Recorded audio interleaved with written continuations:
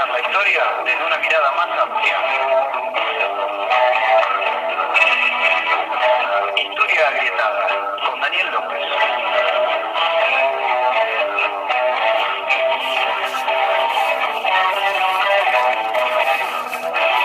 Acá estamos, miércoles después de las 18:30 horas, por FM 89.5, Radio Municipal de General Rodríguez.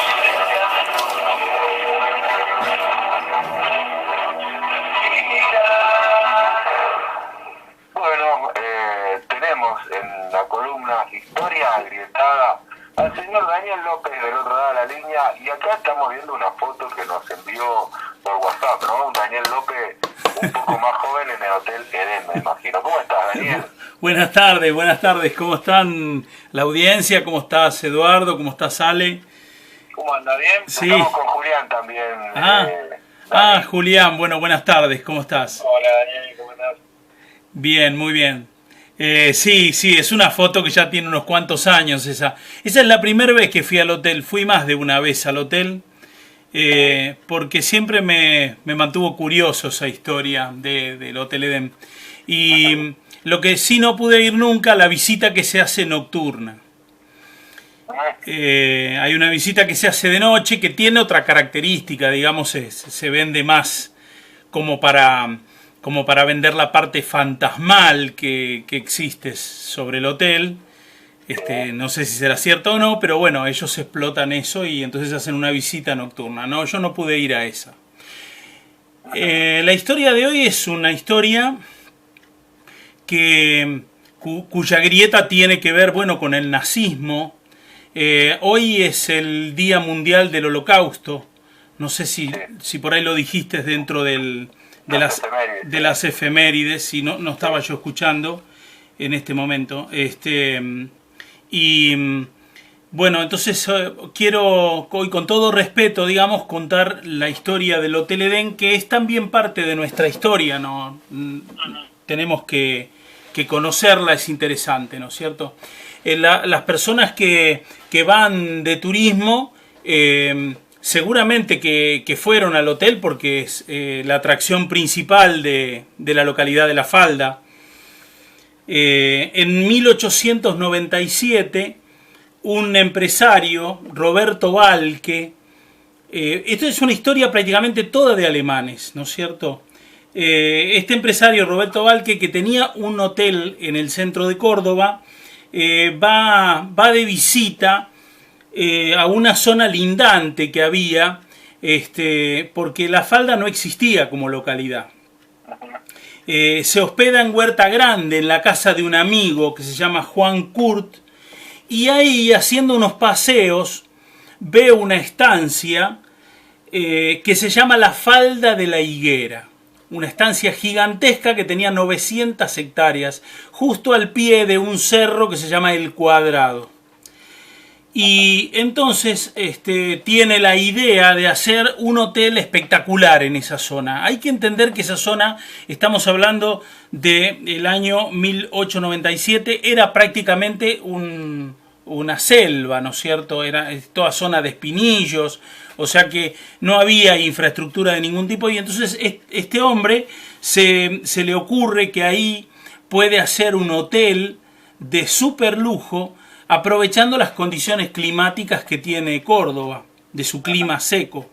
Hay que entender que en Europa estaba la tuberculosis, que no era otra cosa, bueno, que una bacteria. Después, más adelante, un científico llamado Koch va a identificar el bacilo de Koch, pero en ese momento hacía estragos la tuberculosis. Era una enfermedad que atacaba los pulmones y traía también todo tipo de deformaciones.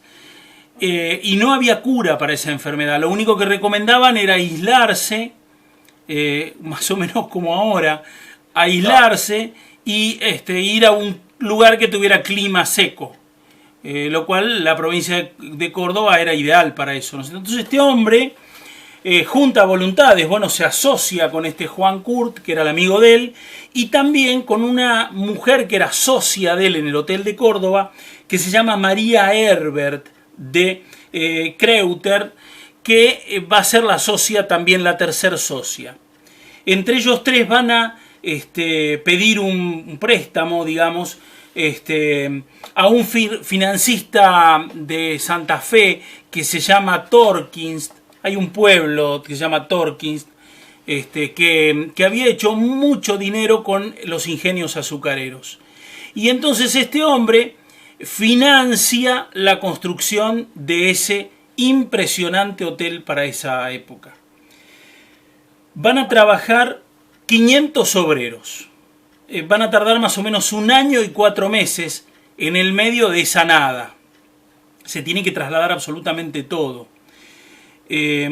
Para mejorar, digamos, las condiciones del traslado, el gobierno de Córdoba ofrece hacer llegar la estación de tren, que va a quedar a 15 cuadras de lo que es el hotel, digamos.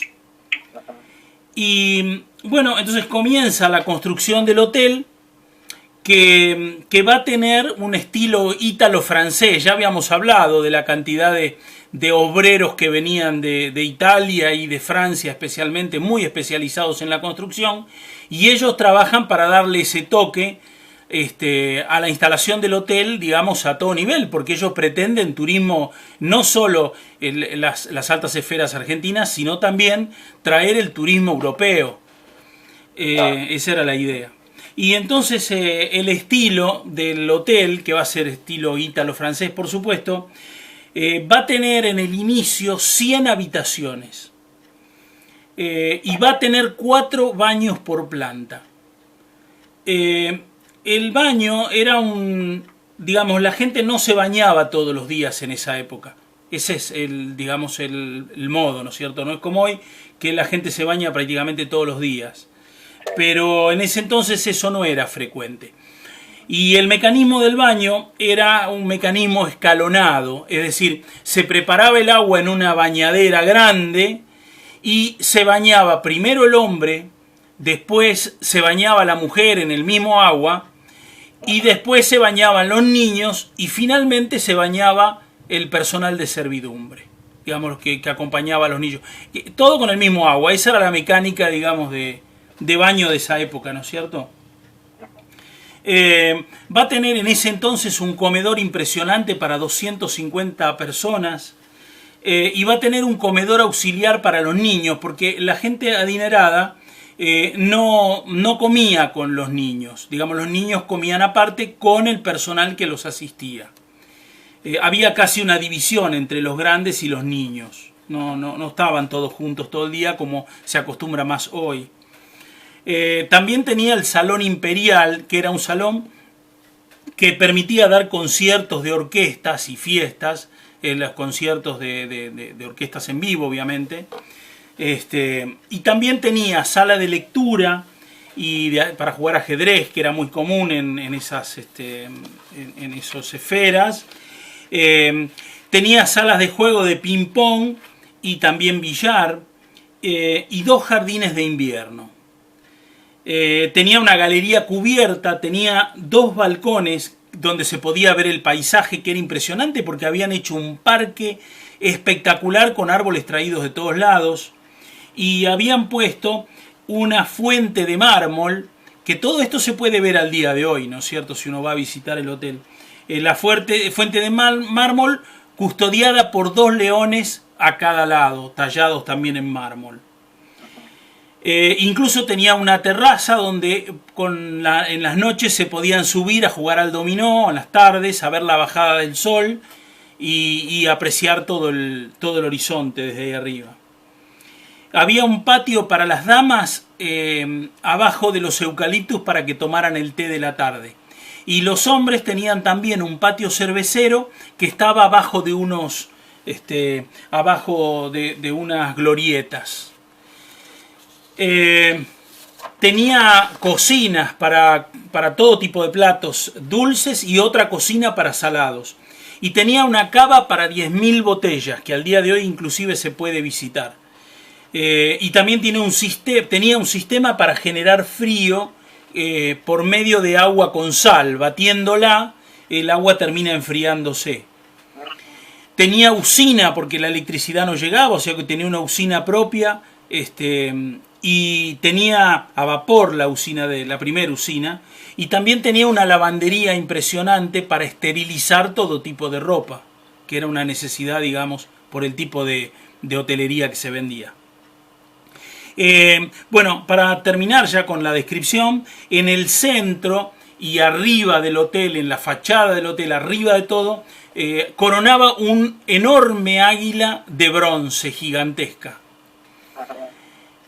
con las alas extendidas el águila. Bueno, a fines de 1898 comienzan a llegar los pasajeros.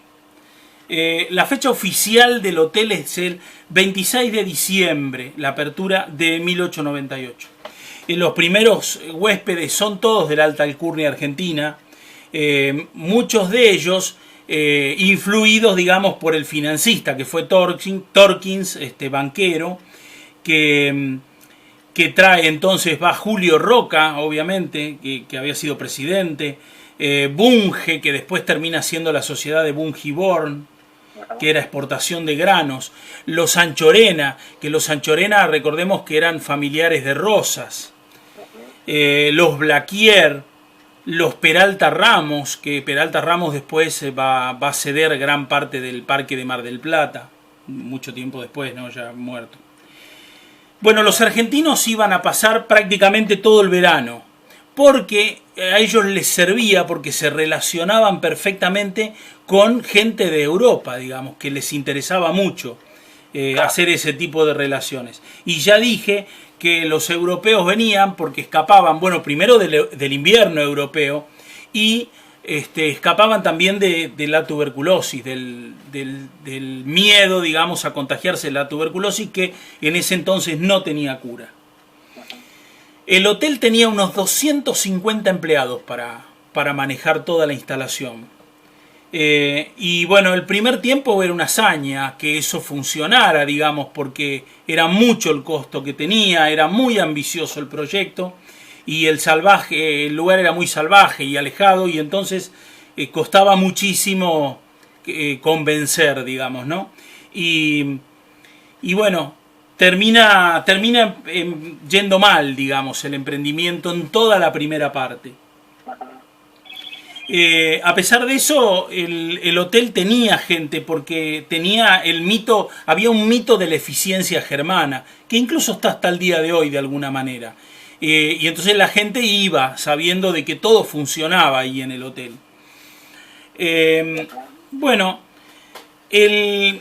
la gente va al hotel, pero no logran cubrir los gastos para sostenerlo, los números no cierran, y en 1905, apenas 7 años después, el hotel termina disolviendo la sociedad. Torkins, que era el que había puesto la plata, reclama, digamos, quedarse con el hotel, y pone a esta mujer que había sido socia, Herbert, que se quede como administradora del hotel. Y esta mujer se maneja muy bien. Va a Europa, hace un gran trabajo de promoción en Europa, un muy buen trabajo, y empieza a venir gente de Europa. Y después pasa también que en Europa seguía la tuberculosis, y entonces mucha de esa gente se convence de que se tenía que ir, y en invierno especialmente, que era la parte peor, y entonces el hotel tiene un buen momento, digamos. Hasta 1812 funciona más o menos bien. Pero resulta que en el 12 ella se cansa y no quiere seguir, ya está grande y no quiere seguir, y entonces le va a vender el hotel a 2 hermanos. Que acá va a venir la parte más interesante. Los hermanos se llaman Walter y Bruno Eichhorn, obviamente también alemanes. Ellos van a comprar la propiedad, el hotel, en 450.000 de moneda nacional, de ese entonces, que era muchísima plata. Ponen 20.000 en efectivo y con algunos documentos a mediano y largo plazo arrancan a gestionar el hotel. Pero también empiezan a tener problemas financieros, no pueden pagar porque el hotel no alcanza, digamos, los costos de los servicios que vendía el hotel no alcanzaban, y entonces empiezan a lotear algunos terrenos más alejados. Ya dije hoy que la estancia tenía 900 hectáreas, y de esas 900 hectáreas van a terminar quedando al día de hoy 9 hectáreas nada más. O sea que ellos van a lotear gran parte de las instalaciones, de la estancia, digamos, para cubrir los costos de esa primer parte. Pero después tienen una ayuda inesperada, y que es la Primera Guerra Mundial. Esa Primera Guerra Mundial hace que mucha gente huya de Europa. Y bueno, Argentina es un buen destino para venir. Entonces empiezan a tener un mejoramiento de la situación del hotel. Y ahí, con ese dinero, más el dinero de la recaudación de la venta de las propiedades que estaban haciendo, que era muy grande, se van a hacer un montón de ampliaciones que había quedado chico, digamos, para el hotel inicial, ¿no es cierto?, en los servicios. Entonces se incluye una piscina impresionante, una cancha de golf, ya le ponen adelantos, por ejemplo, cabinas telefónicas que no había. Ponen un coto para cazar zorros, que hay muchos zorros, ahí incluso en el día de hoy, si uno va con el auto por esas calles de tierra, los ve a los zorros y hasta vienen a comer cerca y todo. Y incorporan una flota de autos Forte para trasladar desde la estación, cosa que antes se hacía con carros, incluyen el auto, que era una modernidad, para el traslado de la estación a los pasajeros. Y ponen una antena de radio, que va a ser muy polémico el tema de la antena de radio también, que permite recibir señal de radio nacional e internacional, y algunos dicen que la antena incluso podía transmitir señales hacia Europa.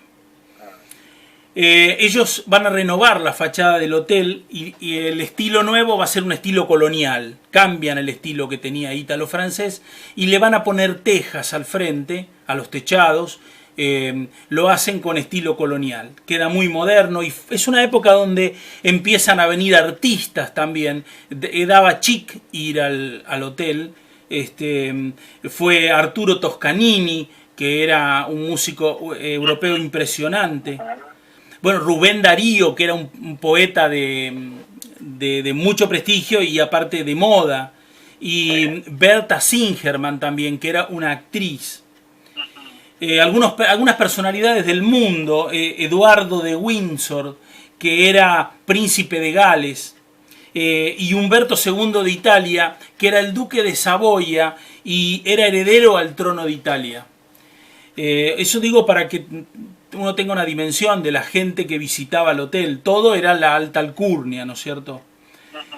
Inclusive la familia de el Che Guevara lo lleva también a él porque él era asmático, chiquitito, él siendo un niño, lo lleva porque él era asmático y el padre de él era un hombre adinerado.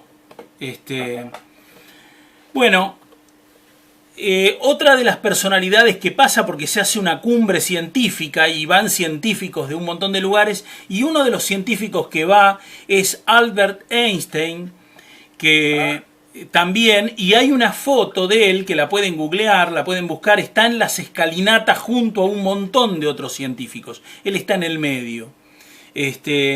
La historia dice que él no se queda en el hotel, que él simplemente está de paso en el día, y algunos historiadores dicen que por su condición de judío a él no lo dejan quedarse en el hotel. Esto no está documentado, es simplemente parte de la historia de lo que se relata. Bueno, estos Walter y Bruno, ya dije que eran alemanes, y en la década del 20, en un viaje, Walter y la esposa de él conocen a Hitler. Hitler era un candidato en ascenso, digamos. Él quería ser canciller y tiene una campaña bajo el Partido Nacional Socialista Obrero, que después se le va a llamar Partido Nazi. Y ellos apoyan, no solo van a apoyar la candidatura económicamente, y aparte la apoyan desde la voluntad. Y traen, digamos, todo ese mensaje pro Hitler, como Hitler político, digo, a la Argentina. Hay una desclasificación de documentos que hace el FBI en 1995, de la investigación que hicieron del matrimonio, y hubo uno fechado, un documento fechado el 17 de septiembre de 1945, donde la mujer de uno de los dueños del hotel, Ida Bonfert se llama ella, afirma en una fiesta en el Hotel Edén que antes de que los nazis obtuvieran el poder, ella coloca la cuenta con 30.000 marcos para que Goebbels, que era el ministro de propaganda y prensa de Hitler, los administre. Esto es un documento oficial, ¿no es cierto? Bueno, Hitler llega en febrero de 1933 a ser canciller de Alemania. Y ellos van a recibir un agradecimiento escrito y son invitados a la Cancillería cuando Hitler asume, y ellos lo reciben en mayo de 1935. Les dan una condecoración con medallas de oro y reciben un diploma escrito por él donde les agradece personalmente el apoyo que le dieron. Bueno, cuenta la historia que en el hotel eran muy frecuentes los saludos con la mano extendida. Digamos, era como una promoción de Hitler en Argentina. Y las banderas del partido y también los retratos de Hitler. Dicen que ahí en el hotel es donde se arma la famosa reunión que después se hizo en el Luna Park. Hay fotos de esas reuniones. Bueno, en 1939 las tropas de Hitler invaden Polonia y da inicio a la Segunda Guerra Mundial. La guerra relámpago que hace Hitler, que es una cosa impresionante para esa época, hace que sus triunfos se extiendan por toda Europa. Esto es parte de la historia de la guerra, yo no voy a entrar más de ahí. Ernesto Guevara Lynch, el padre, escribe un libro mucho tiempo después que se llama Mi hijo el Che. Y en ese libro él cuenta que en el hotel funcionaba una antena con la que se transmitían en vivo los discursos de Hitler. O sea, los acontecimientos de la guerra y los discursos de Hitler.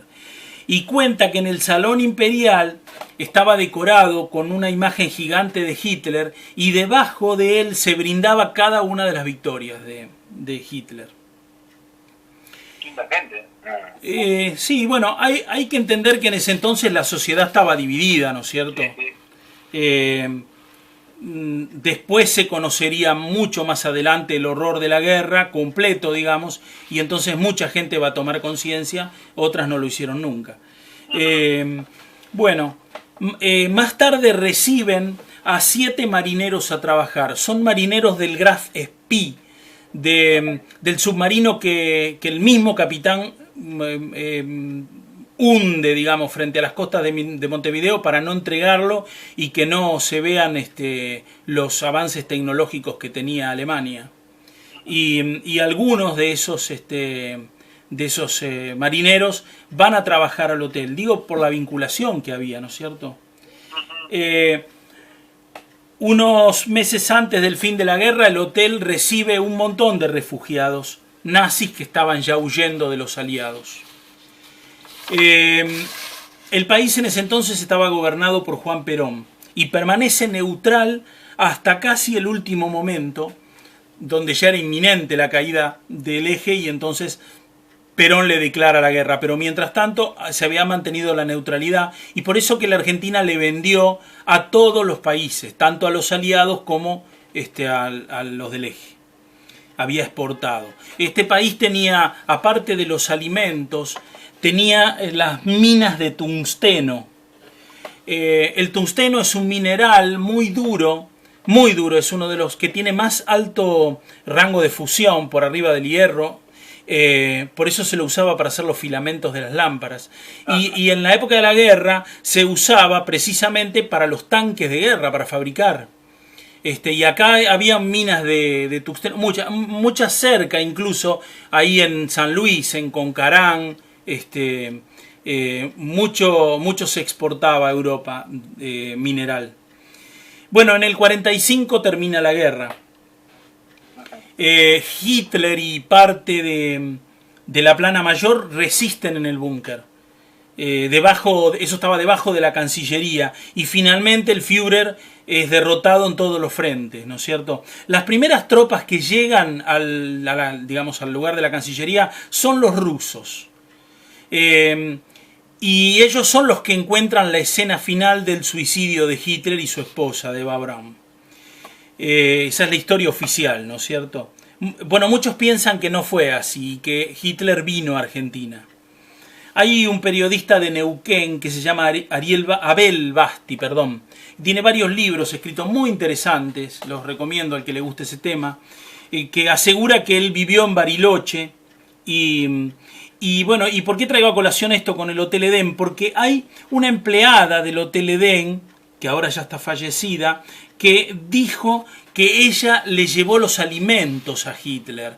Que no que Hitler estaba en el hotel, sino que estaba en una mansión que estaba construida justo detrás del hotel. Esta persona era Catalina Damero, se llamaba esta mujer, y era precisamente la criada de los Eichhorn, de estos hermanos. Bueno, esto nunca se comprobó, digamos, ¿no es cierto? Ella aseguraba que ella le había llevado la comida a Hitler, como que Hitler había estado viviendo un tiempo en ese lugar. A la caída de Hitler, un grupo antinazi lo primero que derrumba es el águila, que era el símbolo del nazismo, ese águila de bronce que estaba arriba de todo. Y el hotel no es confiscado, sino que Perón se lo contrata para alojar delegaciones japonesas que estaban en calidad de prisioneros de guerra, digamos, todos los diplomáticos japoneses que estaban en Argentina van a parar ahí como prisioneros de guerra. En 1947 el gobierno de Juan Perón le devuelve el hotel a los hermanos Eichhorn. Y estos inmediatamente se lo venden a una firma que es conocida como 3K, KKK. Son tres empresarios cuyo apellido empieza con K. Y a partir de ese momento empieza la decadencia directa del hotel. Muchas son las razones de la decadencia del hotel. Una de ellas es que aparece el antibiótico para la tuberculosis. Otra de ellas es que Perón tenía un plan de vacaciones para los obreros, o pone un plan de vacaciones para los obreros, para vacacionar, que lo llevaban los sindicatos, y muchos de ellos iban a Córdoba, los obreros, digamos, y las clases altas no se querían juntar con los obreros, y entonces abandonan por completo Córdoba. Córdoba pasa a ser, digamos, un destino turístico popular y ya no más para las clases altas. La oligarquía se aleja completamente de las sierras cordobesas. Bueno, finalmente, después de estar mucho tiempo abandonado el hotel, robaron prácticamente todo y rompieron prácticamente. Estuvo abandonado muchísimos años. En el año 95, 98, no recuerdo exactamente, lo compra la ciudad de Córdoba y luego lo concesiona a una empresa, creo que en el 2002 o 2003, que es la empresa que lo está reparando de a poco, lo está remozando, lo va arreglando de a poco. Ya digo, hoy se puede visitar porque es un destino turístico. Hacen un recorrido por todo el hotel, por las cavas, lo que queda de la lavandería, de la usina. Hasta se robaron la usina, que había que sacarla, era una cosa impresionante. Tuvieron que romper una pared para sacar la usina. Y bueno, vuelvo a repetir, hoy quedan apenas 9 hectáreas de lo que fue el hotel, digamos, en su plenitud. Bueno, esta es la historia que les quise traer el día de hoy.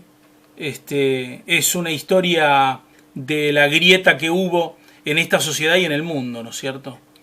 Y hoy queda como testimonio ese hotel con sus escaleras de mármol de Carrara y su balcón al que uno todavía se puede subir y mirar para contemplar esa fuente tan bella que tiene en la entrada. Vos sabés, Daniel, que yo por casualidad hace no mucho tiempo fui a Mar Chiquita, ahí en la parte norte